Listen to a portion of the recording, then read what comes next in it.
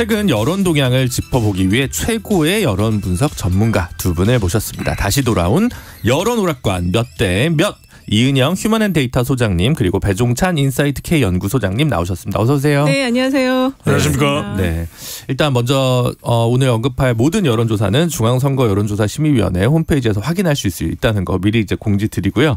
소장님. 네. 묵직한 소식이 있던데요. 네. 무슨 소식이요? 제가 무슨 뭐 네. 몸무게가 늘어났다는 거죠? 아, 그게 아니고요. 네. 미리 저희 애청자분들을 위해서 알려드리면 제가 이번 주 금요일까지 임시 진행을 하고 하차를 네. 하고 요 좀 빈약한 어떤 무게감을 채우기 위해 배종찬 긴급 투입설 이게 지금 네. 여의도를 떠돌고 있던데. 축하해요. 배종찬 방송 장악설 뭐 이런 게 돌고 있습니다. 네. 너무 아쉽네요. 아니 저는 뭐 김 변호사님 괜찮습니다. 목소리 너무 좋았는데. 배종찬 특보슬 뭐 이런 거네요. 네. 네. 어쨌든 뭐 그래서 다음 주는 확실히 배종찬 소장님이 하실 것 같으니까요. 다음 주 더 열심히 청취해 주시길 부탁드리겠습니다. 본론으로 돌아가죠. 이제 그 윤 대통령 지지율 관련된 부분입니다. 지금 또 여론조사 관련이 이제 조금 나뉘고 있는데 보통 기관마다 차이는 있지만 뭐 30% 후반, 40% 초반 요 정도로 긍정 평가가 박스권 근데 이제 돼 있는 것 같습니다. 네. 근데 이제 내년 총선까지 바라보면서 이 지지율 이대로는 괜찮은 건지 어떤 건지. 일단은 제일 중요한 게요. 지지율은 이제 좀 낮을 수 있어요. 임기 초라도. 그런데 지금 중요한 게 이제 부정평가가 너무 높다는 거거든요. 네. 지금 부정평가 거의 60에 육박해서 넘어가는 것도 있고 ARS 조사에서는 그다음에 전화 면접 조사는 이제 한 58에서 뭐 60 사이 지금 나오고 있어서 그리고 이제 그 지금 이 리얼미터 조사가 12일에서 16일까지 5일간 2,510명 대상으로 조사를 했는데 네. 부정평가에서 매우 잘못한다는 평가가 49%나 되더라고요. 매우 잘못한다가. 네, 그냥 잘못한다. 이게 9.0%에서 강도면에서 지금 매우 잘못한다라고 보는 층이 거의 절반에 가깝다. 네. 이건 진짜 심각한 거거든요. 긍정 평가는 여기서 38.7% 네. 정도 나온 거죠. 네, 이게 리얼미터가 미디어 트리뷴 의뢰로 진행한 건데 그렇습니다. 그게 리얼미터가 지금 최근에 그래도 수치 절대 수치로 봤을 때는 한국갤럽보다 조금 높게 나오지 않았나요? 그렇죠. 이제 뭐 자동응답 조사의 차이인가? 뭐 특성일 수도 있고 네. 왜냐하면 이제 무응답 비율이 이제 전화 면접은 조사보다는 적은데 근데 두 주사 모두 갤럽 조사는 뭐 수치를 소개를 해드리면 또 조사 개요를 네. 다 우리가 KBS이기 때문에 또 소개를 해드려야 돼서 네. 그런데 뭐 답부 상태입니다. 윤석열 네. 대통령 지지율이 이제 외교로 주목을 받을 때는 한미 관계일 때는 이제 올라갔었는데 네. 지금의 외교는 후쿠시마 오염수가 주 이슈거든요. 네. 또 중국 관련된 이슈이기 때문에 외교는 외교인데 이게 뭐 외교가 뭐 일종의 좀 천대례한 외교가 아니고 조금 민감한 후덜덜 외교이기 때문에 이게 이제 민감해지는 거죠. 이럴 때는 지지율이 뭐 올라가기보다는 조금 정체되거나 조금 뭐 소폭 하락하는 그런 부정적인 영향이 더 있다 이렇게. 그러니까 언론에서 가장 많이 보도하는 정기 여론조사 중에서 리얼미터는 항상 전화 여론조사고 ARS 방식이고 그렇죠. 한국갤럽은 면접원이 직접 통화를 해서 맞습니다. 하는 방식이고 그것 때문에 차이가 난다. 리얼미터 자료를 지난 그 4월부터 한번 6월까지 살펴보면 추세선을 보면요. 네. 4월에서 5월까지는 조금씩 상승을 해서 한 40%대 초반까지 갔어요. 네. 그러다가 6월 들어서 지금 2주 연속 하락했다가 지금 다시 이제 0.4%포인트 상승해서 38.7%. 38.7%. 그래서 이거를 지금 상승했다라고 보기는 좀 어렵고 네. 거의 그냥 횡보를 하고 있다. 이렇게 볼 수 있을 것 같습니다. 그러니까 이제 한미 뭐 G7 요거 그 컨벤션 효과가 끝난 다음에는 약간 좀 수그러들었다. 그렇죠. 이제 하락세의 원인이 됐던 게 그래도 뭐 후쿠시마 오염수였다고 봐야 돼. 근데 이 조사에는 뭐가 포함이 안 되냐면 최근에 대통령의 이 수능 관련되는 발언은 포함이 안 됐어요. 아직 그건 안 됐고. 그래서 그게 이제 좀 악재라면 대통령의 또 순방은 어떻게 또 긍정적인 영향을 미칠지 약간 이게 좀 맞닿아 있어서 어느 쪽이 더 큰 영향을 주느냐. 근데 이제 국내로 보면은 여야 가릴 것 없이 연령대 가릴 것 없이 더 큰 영향을 주는 것은 수능 관련되는 부분이거든요. 그러니까 이게 빨리 이번 주 내로 좀 일단락 되느냐. 이게 아니라 좀 더 길게 다음 주까지 간다. 그럼 이게 민감해지는 거죠. 이게 수능 탈당하고 또 하나 포함이 안 된 게 이제 그 국민의힘의 황보승 의원의 공천 헌금 의혹이에요. 이것도 사실 진행 중인 사안이라고 볼 수가 있고 네. 사실 지금 이제 프랑스 방문하시고 PT까지 하셨는데 이게 이제 현장에서 개최국이 선정이 되면 사실 이거는 제가 보기에 한 2, 3%포인트 상승할 수 있는 그렇죠. 그런 이제 호재를 주는 이벤트라고 볼 수 있는데 이번에는 그거는 없더라고요. 없죠. 가을에 선정하니까. 그래서 이게 지금 외유 순방을 가셨어도 네. 별로 지지율에 영향을 미치는 요소는 될 수 없다. 이렇게 볼 수 있어요. 그럼 어쨌든 그동안은 계속 긍정적 요인이든 최근에는 부정적 요인이든 외교라는 키워드가 양쪽 사이드에서 뭐 1번을 차지했는데 배종찬 소장님 얘기는 이제 좀 수능 얘기, 그다음에 이은영 소장님 얘기, 대표님 얘기는 그 이벤트와 네, 관련된 부분도 있지만 그렇죠. 그 외에도 저기 황보승 위원회라든가 이런 여권의 악재 부분도 앞으로 좀 작동할 부분도 어떻게 반영될지 지켜봐야 되겠다. 네. 근데 이제 따지고 보면은 황보승이 이 의원과 관련된 부분은 일단 본인도 탈당을 했고 일종의 이제 이 선을 좀 끊어내기 위해서 네. 선 끊어내기 위해서 꼬리 끊기를 위해서 이제 탈당을 하고 다음 총선에 불출마 선언을 했잖아요. 네. 이게 조금 더 희석될 수는 있을 것 같아요. 이걸 안 했다 그러면 그러니까 이제 대체로 우리 청취자분들 기억하실 때 데이터 분석을 해보면 네. 뭔가 결론이 안 나고 오래 가면 되게 부정적이에요. 그런데 일단 사람들 내리 속에는 뭐 좀 뭐가 안 좋고 상태가 안 좋은데 그래 탈당도 하고 불출마 안 되니까 이제 뭐 더 이상 뭐 이걸로 지속되질 않겠네 이런 생각은 있는 거죠. 그렇다면 배종찬 소장님 보시기에 김남국, 윤관석, 이성만 불출마 선언도 같이 했어야 된다. 글쎄 그런데 불출마 선언을 하겠습니까? 왜냐하면은 김남국 의원도 억울하다고 생각할 테고 네. 여하튼 간에 네. 지지층 내에서도 그렇게 김남국 의원에게 메시지를 전달할 테고 이건 뭐 기다려봐야 되겠죠. 그리고 이제 또 하나는 이제 윤관석, 이성만 의원의 경우에는 만약 두 의원이 이 불출마한다고 선언할 경우에는 네. 이게 돈봉투를 완전히 신을 해버리는 것이거든요. 네. 그러면 이건 송영길 전 대표에게도 파장을 미칠 뿐만 아니라 그럴 수 있죠. 앞으로 이설 수사에도 우리도 김준우 변호사가 또 법조인이니까 흐름을 알 거 아닙니까? 네. 이게 상당히 더 큰 부담이 되거든요. 네. 그래서라도 이야기를 못하는 이유가 되겠죠. 양쪽 다 지금 돈봉투 문제가 있는 거예요. 네. 여당은 이제 그 황보승 의원, 김연아 의원 등 해서 공천 헌금 의혹이 개인사 문제는 끊어냈을지 몰라도 이건 수사가 진행되는 사항이어서 네. 돈봉투 문제가 있는 이쪽은 거고. 대부분 지방선거 때 당협위원장으로서 그렇죠. 이제 지지초의원 공천에 네. 정치 자금을 수수했다는 그렇죠. 의혹이고, 네. 그리고 이쪽은 이제 당내 선거에서 돈봉투를 뿌렸다는 네. 의혹. 두 가지가 있는 거죠. 참 어떻게 그럼 이제 수능 문제요. 수능 문제가 이제 앞으로 어떻게 불거질지가 이제 짧게 보면 요 몇 달이지만 그렇죠. 길게 보면 이제 쉬운 수능이냐 뭐 어려운 수능이냐 가냐에 따라서 지금 이 그 학생들이 내년에 투표권에서 총선에서 분노의 투표를 할 수도 있거나 그럼요. 그럴 수 있지 않습니까? 맞습니다. 그러니까 수능 문제는 키워드니까 그렇게 쉽사리 잠자울 것 같지는 않다는 생각이 들더라고요. 맞습니다. 이게 이제 어떤 식으로 일단 이번 주가 굉장히 중요한 분수령이 될 것 같아요. 그러니까 네. 이제 자칫 이게 방금 전에 김앵커도 이야기했듯이 수도권 왜냐하면 대부분의 주요 대학들이 수도권에 현실적으로 위치하고 있고 또 학생층이 20대 30대 학부모 연령대 50대 또 이게 또 진보 보수뿐만 아니라 전체를 다 망라하는 이슈거든요. 네. 그러니까 상당히 포괄적으로 스윙보트까지 다 영향을 주기 때문에 내년 총선에 영향을 줄 수가 있다. 이 상태가 해결이 안 된다면. 근데 사안은 세 가지입니다. 짧게 요약을 해드리면 하나는 이제 대통령의 커뮤니케이션 부분. 네. 이 발언을 왜 지금 시점에 했느냐고 보면 두 번째는 이제 아주 구체적으로 들어가서 킬러 문항과 관련된 부분. 네. 킬러 문항이라는 것에 대해서는 정확하게 어떤 정리가 돼야 될지 하는 부분. 세 번째는 이제 사교육 관련되는 부분이에요. 이른바 일타 강서라고 해서 지금 거론되고 있는 뭐 양축이죠. 현우진 이다지. 뭐 이런 상황까지 가야 되느냐. 그런데 네.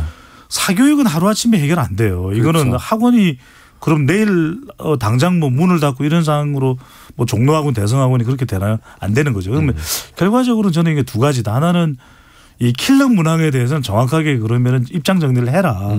그 부분이 있고 대통령의 소통 이 부분은 일단 여론의 평가일 것 같아요. 그래서 윤석열 대통령이 다시 귀국을 해가지고 뭔가 추가 발언이 있을 것이다 생각지 않습니다. 이거는 없을 것 같아요. 그러면 이주호 교육부 장관이 이 부분을 교과평 지금 원장도 지금 사퇴를 한 상황입니다. 네. 이걸 어떻게 이주호 장관이 마무리를 이번 주 내에 잘 하느냐. 네. 왜냐하면 사교육 대책까지 27일 날 발표되거든요. 네. 이게 엉성하면 안 돼요. 지난번에 69시간처럼 엉성하게 발표되면 안 되기 때문에 이주호 장관이 조금 키를 쥐고 있다.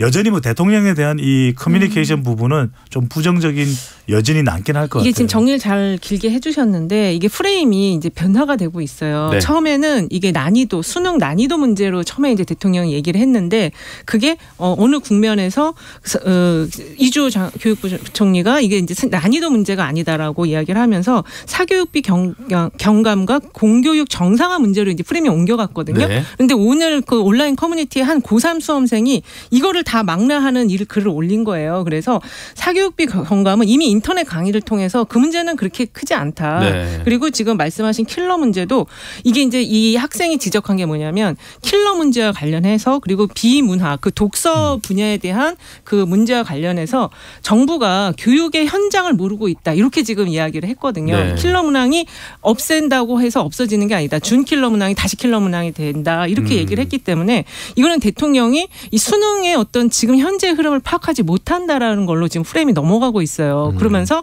이 학생이 얘기한 게 유예기간 없이 이렇게 대통령이 발언한 부분 그거는 이제 지금 말씀하신 홍보 그러니까 소통의 문제 이것까지 지적을 해서 지금 새롭게 이제 수험생이 직접 그 반박 논리를 낸 거에 대해서 교육부와 대통령이 어떤 입장을 낼 건지 이게 오히려 이제 향후에 좀 중요한 키가 될 것 같습니다. 이건 조금 말씀드려야 될 것 같아요. 제가 이제 이 말씀을 하니까 제가 뭐 과거에 제 경력을 말씀하도 제가 한국교육개발원 출신입니다. KEDI. 그러니까 교육은 사실은 답을 내기가 참 힘들어요. 그러니까 이 학생 의견도 부분적으로 맞는 건 있어요. 그런데 다 맞다고 보기는 힘든 게 이게 킬러와 준 킬러를 구분하는 경계도 모호합니다. 그리고 또 이 학생이 유튜브에 올리는 의견을 또 전적으로 다 받아들이기도 곤란해요. 그런데 이제 킬러 문항의 문제는 뭐냐면 이 킬러 문항이 다분히 교과의 이게 크로스오버 형태의 융합형 창의성 질문으로 갔으면 좋았는데 이게 왜 문제가 되냐면 결국 변별력을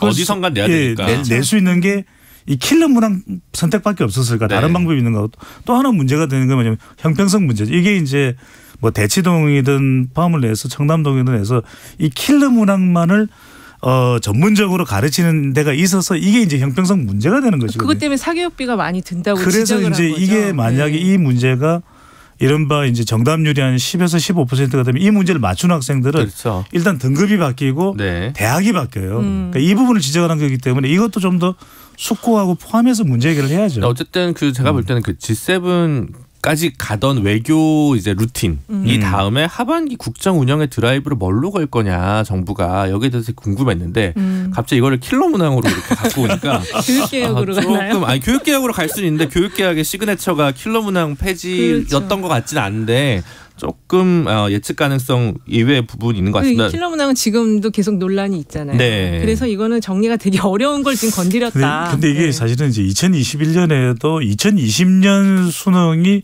상당히 그 출제됐던 킬러 문항이 문제가 되기도 했었어요. 그래서 이제 2021년에 이 사교육 폐지 관련된 시민단체에서도 그렇고 정교조와 교총이 킬러 문항은 없애자는 공감대가 형성되기도 했었어요. 그런데 이제 그걸 못하던 것이 교육과정평가원에서 이제 이번 달 모의고사에 이제 킬러 문항이 포함됐고 이제 비문항 문제가 이제 국어에서 사실 그게 뭐 문제가 어렵지도 않고 쉬웠다 이런 그 학생의 이제 문제 제기가 있으면서 사실은 그렇게 킬러 문항이었느냐 이게 있는데 저는 종합적으로 좀 판단해 볼 부분입니다. 아직 6월 모평 결과가 나오지 않아서 각 문항의 정답률이 어떤지 실제로 킬러였는지 아닌지는 나중에 좀 판단해 보고요. 정부 얘기까지 하고 그러면 이제 그 뭐 커플링이든 디커플링이든 여야 그 양당의 어떤 지지율 문제 이것도 한번 좀 바라볼 필요가 있는데 총선 300일도 안 남았어요. 근데 선거법은 안 바뀌고 있고 바꿔야 될 게 있는데 또 그런 상황에서 보는데 한국갤럽 보면 지난 13일부터 15일까지 1000명 대상 조사였는데 서울에서는 국민의힘이 경기 인천에서는 민주당이 앞서고 있습니다. 이런 영상 어떻게 좀 봐야 될까요? 근데 이제 전체적인 지지율을 봤을 때는 지난번 조사가 34, 34 동률이었죠. 네, 동률이었거든요. 네. 그래서 아무래도 이제 서울에서 국민의힘이 조금 더 우위에 있는 거는 민주당의 그 서울의 의원들이 좀 선수가 많고 뭐랄까 활력이 좀 약간 약해요. 활동력이 좀 약한 감이 있어서 이제 그런 면이 좀 있는 것 같고 그다음에 부동산 문제가 여전히 좀 잔불씨가 남아 있는 네. 흐름도 있는 것 같습니다. 네. 그리고 경기는 이 인구 구성비를 볼 때 좀 젊은 세대들이 많이 구성이 돼 있거든요. 네. 그러다 보니까 민주당에 대한 좀 기대감 같은 게 아직 있어서 이런 양상인데 중요한 거는 이제 이 무당파층이 이 갤럽 조사에서는 거의 한 뭐 27에서 30 정도 나오니까 네, 이 무당파층의 이동이 어떻게 될 것이냐가 가장 중요하겠죠. 네. 한편으로 뭐 진영 대결 구도에서 지난 대선 결과 연장선상일 수도 있겠죠. 네. 대선에서 서울은 국힘이 앞섰고 네. 대선에서 경기도는 그래도 더불어민주당이 앞섰잖아요. 네, 지방선거도 좀 그렇죠. 그렇죠. 이제 네. 그 연장선상이 그대로 이어지고 있다. 그러니까 이제 더불어민주당의 과제는 그래도 직전 총선하고 비교를 해보면은 서울에서 많은 의석수를 지금 현재도 유지하고 있거든요. 그렇죠. 그걸 어떻게 방어하느냐가 이제 과제일 테고 한편으로 이제 국민의힘은 경기도에서 지난 지방선거에서 상당히 선전하고 압승했거든요. 그걸 얼마나 이번 다가오는 총선에서도 의석수를 만들어내느냐 이게 이제 국민의힘의 과제가 된다고 봐야겠죠. 국민의 입장에서는 경기도는 물론 지방선거 적고 도의회 선거는 비등비등했습니다만 그렇죠. 이 기존의 결과에 비하면 상당히 대폭적인 선전 약진한 거죠. 막 월드컵 3패하다가 16강 가는 그런 정도 수준이었는데 이제 이걸 어떻게 또 유지하느냐 폼을 유지하느냐인데 양당 대표 좀 얘기해 볼게요. 그 같은 갤럽 조사에서 잘하고 있다. 이재명 대표 32%, 김기현 대표 27%였습니다. 29%. 네네. 그래서 이제 부정평가가 그 양당 대표 다 높아요. 57, 60 이렇게 나왔는데 사실 이거 한 문항으로 비교할 게 아니고 정당 지지도와 대표의 그 지지도를 연관시켜서 봐야 되거든요. 지금 정당 지지율보다 김기현 대표의 그 직무 분석, 직무 평가는 당보다는 5%포인트 낮고요. 대통령 지지율보다는 6%포인트가 낮아요. 그래서 지금 상당히 문제가 있다는 거죠. 그거는 어저께 대표 연설에서도 어떻게 여당 대표가 연설을 저렇게 소리를 고래고래 지르면서 할까. 그러니까 일단 태도적인 면에서도 부정평가가 좀 많았었거든요. 그래서 이 리더십 면에서는 이재명 대표는 당 지지율과 비교해보면 2%포인트밖에 안 낮은 상황이기 때문에 그래서 그렇게 상대적으로 비교해서 봐야 된다. 그래서 조금 여당의 대표가 지금 해야 될 일이 더 많다. 저는 그렇게 좀 보고 있습니다. 글쎄 저는 뭐 어느 한쪽에 더 손을 들어주긴 힘들 것 같아요. 그러니까 그만큼 역시 진행자를 노리니까 이렇게 기계적 중립 이게 그건 아닙니까?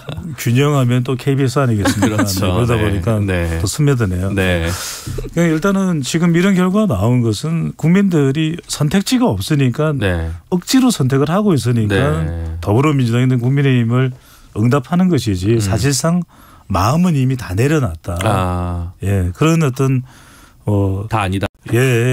이 좌절하는 그런 국민들 여론의 민심의 민낯이라고 봐야 되겠죠. 그래서 김기현 대표의 경우에는 사실상 국민의힘의 영향력을 주도하는 것도 윤석열 대통령일 테고 그리고 이제 지금 이재명 대표도 뭐 야당의 지도자로서는 아주 견고하죠.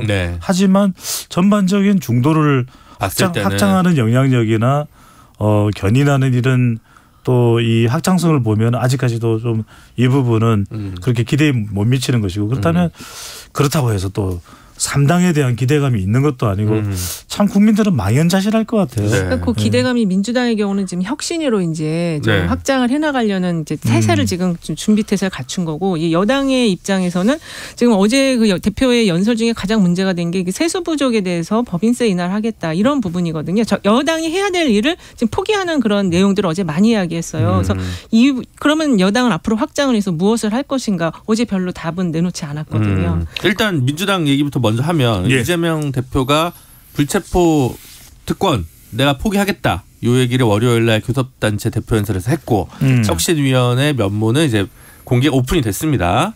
근데 이제 잘 될 거냐 안 될 거냐. 다들 뭐 근데 정치 평론 하시는 분들 70%는 원래 이거 안 되는 거다라고 얘기를 하고 있고.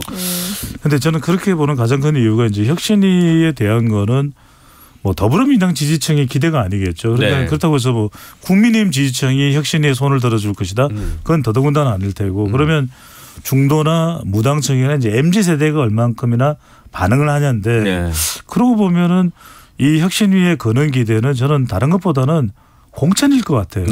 과연 이 170석 그 이전에 이제 2020년으로 거슬러 올라가 보면 180석의 거대 공룡정당에 공천 혁신이 물갈이가 어떻게 왜냐하면 180석을 만들어줬는데 대선 패배, 지선 참패를 했지 않습니까? 네. 그러면은 그것에 대해서 이재명 대표가 정권을 넘겨준다고 그랬는데 아직까지 공천권 이야기는 정확하게 없어요. 그래서 저는 혁신위가 비대위는 아니기 때문에 네. 공천 정권을 넘겨줄 수는 없지만 네. 사실상 공천의 기준은 혁신위가 다 정하는 것이다. 물갈이의 기준이나 물갈이 수준을 사실은 혁신위가 정하는 것이고 그거는 당 대표로서도 힘을 실어주고 이견을 제시하지는 않을 것이다. 한 이 정도 수준이면 어떨까?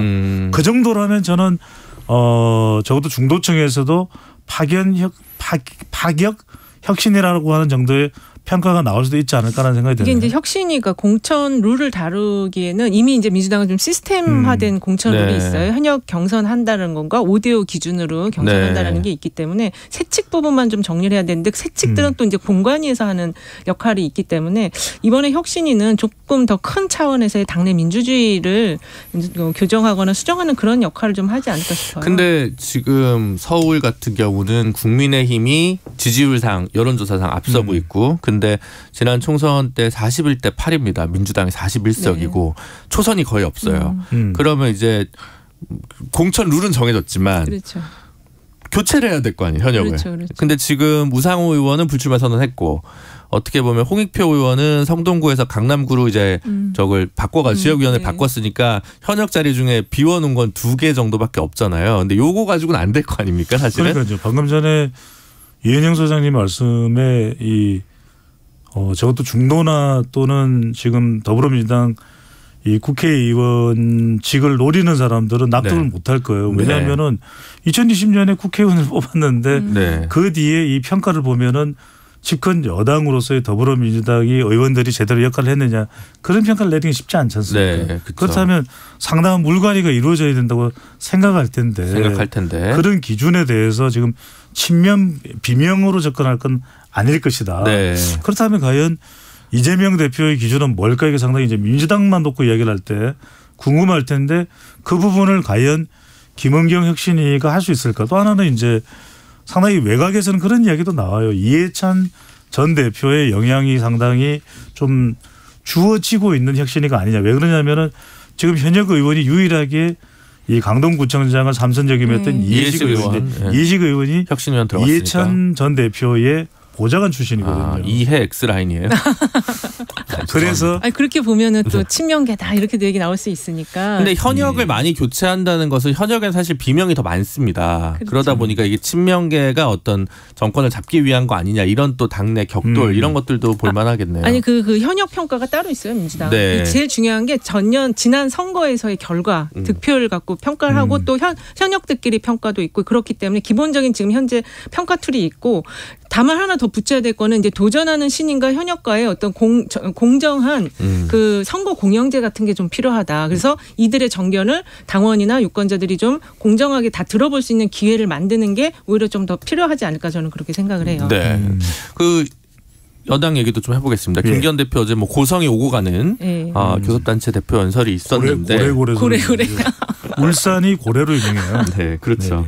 국회의원 정수 감축하자 뭐부터 해가지고 뭐 문호동 무임금 뭐 전원 불체포 특권 포기 뭐 이런 것들을 정치 쇄신 과제로 내놨는데 김기현 대표의 지금 과제는 뭘로 보십니까? 상관없다? 아니에요. 저는 이제 김기현 대표가 일단 뭐 고래 소리를 지른 것은 울산이 고래가 유명해서 그런 건 아니고 대표의 존재감이 없다라고 하니까 일단은 물리적으로 이제 소리를 높인 것도 있을 테고 두 번째는 또 김기현 대표가 이야기한 내용들이 사실 필요한 내용이긴 합니다. 이제 국회의원 정수 감축 그다음에 무도동 무임금 제도 그다음에 국회의원 불체포 특권 포기 서약이건데 저는 어느 하나 성사되기는 어려울 것 같아요. 왜냐하면 이게 다 사실은 더불어민주당이 협조를 해줘야 될 가능한 부분이라서 지금같이 대치하고 있는 국면에서 이게 가능할까? 그건 어렵다고 보고 사실 김기현 대표가 가장 할 수 있어야 되는 거는 공천에 대한 목소리를 분명히 내고 홍준표 대구시장도 그런 얘기를 하고 있거든요. 아니 선대위를 만들어야 돼요 이런 얘기 하고 있는데 네. 빨리 선거 체제로 가서 뭔가 좀 대비를 해야 되는데 그러면은 이제 또 지도부의 위상이 약해질 수가 있거든요. 근데 그렇다면 저는 중요한 건 김기현 대표가 현실적으로 할 수 있는 건 뭐냐. 김기현 브랜드 좀 정책 공약이 나와야 될 것 같아요. 네. 적어도 정부의 공약은 정부의 공약이고 정치적인 공약이나 정치적인 또 이제 국민들에게 내세울 수 있는 내용들이 분명히 있고 민생 공약들이 있었거든요. 그걸 여의도 연구원을 통해서 좀 끄집어내라. 네, 어쨌든 그게 뭔가 내긴 내셨는데 네. 야당한테 야단을 쳐가지고 그러게요. 협조가 안 되니까 성과를 못 낼 거 아닙니까? 그래서 이게 전략이 뭔지는 저도 좀 맞습니다. 의문인데 네. 시간이 많지 않아서 어쨌든 양당 모두 지금 고난에 차 있고 양당 대표 다 곤경에 처해 있는 상황인데 이 상황에서 제3지대를 부르짖는 분들은 있고 근데 호응이 그렇게 좋은 것 같지는 그렇죠. 않아요. 네. 지금 어떻게 보시면 금태섭 의원은 뭐 30석도 가능하다 이런 얘기를 하고 있는데 제3지대가 필요하다는 유권자들의 그 어떤 요구, 니즈는 좀 있다고 보시나요? 있는데요. 네. 그게 이제 제3지대가 이제 우리나라에서는 그 제3당, 그러니까 크게 이제 그 제3 후보들 안철수라든지 뭐 정몽준이라든지 이런 이제 후보들, 그러니까 비정치적이면서 성공한 인물에 대한 그 선호에서 이게 이 지대가 만들어지는데 지금은 정치 양당의 어떤 불만으로 해서 이게 만들어진 것 같아요. 그래서 제 생각에는 이 무당파층에 있는 사이즈들이 결국에 선거가 가까우면은 다시 양당으로 좀 복원될 가능성이 있고 그리고 특히 이제 이 제3지대에 창당하는 경우에 대선 주자급의 후보를 갖추고 있지 않는다면은 이 당이 그 결집이라든지 어떤 그 당으로서의 역할을 하기는 조금 어렵다. 저는 그렇게 보고 있거든요. 네. 짧게 말씀드리면 제가 칼럼에도 썼던 내용인데 지금 무당층 비율이 높으니까 이제 제3신당 연기가 모락모락 나거든요. 그런데 네. 이 무당층의 성격을 보면 어느 쪽을 지지해야 할지 몰라서 지지하지 않는 무당층이 아니라 지금 양쪽 모두를 싫은 거예요. 너무 싫은데 지금 저는 심지어는 더불어민주당 국민의힘을 선택하고 있는 사람도 마지못해 어느 한쪽이 싫으니까 그런 선택 또는 그러니까 민주당이 싫어서 국민의힘을 찍고 그렇죠. 국민의힘이 싫어서 민주당을 찍는. 그렇죠. 또 누가 물어보니까 선택할 수밖에 없는. 그래서 국민들은 지금 정당이라 생각 안 하고 숭구리당당으로 생각하는 것 같아요. 숭구리당당을 이해 못할 젊은 청취자분들도 있을 것 같습니다. 네. 동아일보가 9일에서 12일 진행한 여론조사 기관 R&R 리서치에 의뢰한 거에 따르면요. 서울, 경기, 인천 각각 800명 정도 샘플을 해가지고 했는데요. 제3당이 필요하다는 견해가 서울은 51.6%, 인천 50.8%, 경기 47.8%입니다. 그래서 제3지대 정당이 성공하는지 여부와는 무관하게 양당에 대한 피로감이 이런 식으로 드러난 게 아닌가 싶습니다. 이거는 다시 한번 보면 현역 의원들에 대한 또 불만족 숫자라고도 볼 수 있어요. 네. 네, 현역 교체 지수라고도 볼 수 있거든요. 그래서 이게 흥미로운 게 이현정 선생님 말씀하시는데 시간이 없는데 이 영남이나 호남에서도 보면은 3당 필요하다, 신당 필요하다는 의견이 높을 때도 있어요. 네, 알겠습니다. 오늘 말씀은 여기까지 듣겠습니다. 지금까지 여론오락관 몇 대 몇 이은영 휴먼 앤 데이터 소장님 그리고 배정찬 인사이트 K 연구소장님과 함께했습니다. 두 분 감사합니다. 네, 감사합니다. 고맙습니다.